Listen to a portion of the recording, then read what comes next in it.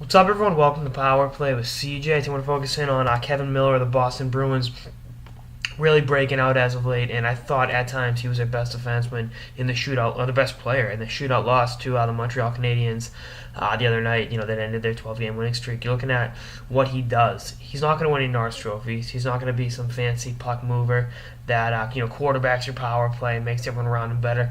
He is a rock solid, physically imposing defenseman, defensive defenseman that you need back there. And his skating ability, I think, is underrated. And I think you're looking at the way he pressed the attack on the penalty kill in that game.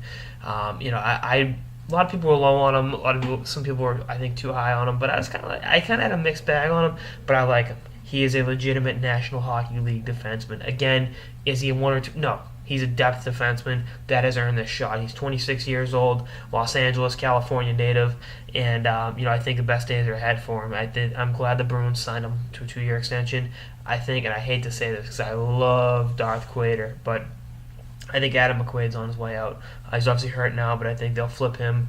The season's over. Obviously, they won't get much back for him because of the injury. And I love Quater, but I think having Miller in the mix definitely changes a lot of things for the Bruins and makes the dynamic lower cap hit with versus McQuaid's cap hit and all that. But he's great. I mean, he's great at what he does, and I think it's important to keep that in mind.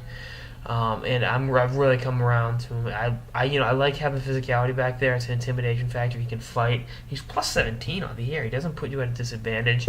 I know he kind of took a stupid penalty the other night, but the fight he had was awesome. And depending upon what your opinion of fighting hockey is, having a guy that can throw down and will stand up for his teammates. I think this maybe because his skating ability isn't that bad. I think is actually pretty good.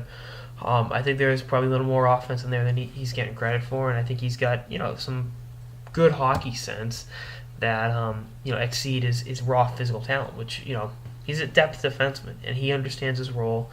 And I think the Bruins really got a diamond in the rough, no pun intended, with this guy, and I'm glad they have him locked up long term. I love his game, and I think you'll be seeing Kevan Miller jersey on Boston for a while. He's going to be a fan favorite, and I hate to see that's probably force McQuaid out, but it's just the nature of the beast in the NHL.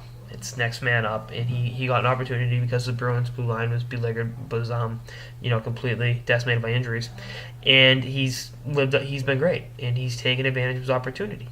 And that's all you need. You look at how many times in Boston sports, obviously in different situations, much more impactful. You look at Tom Brady got his shot because of the injury to Bledsoe, and it's kind of funny. And I'm not comparing them in any way, shape, or form, but it's just the way it happened. You don't wish for anyone to get hurt, but it's nature of the beast in professional sports. There are going to be injuries, and when you get your chance to play, if it's because of injuries, it's because someone else has been ineffective, you have to make the most of it. And Kevan Miller has done that this season, and he has earned himself a spot on the Boston Bruins, a nice contract, and a good place in the hearts of fans all over New England.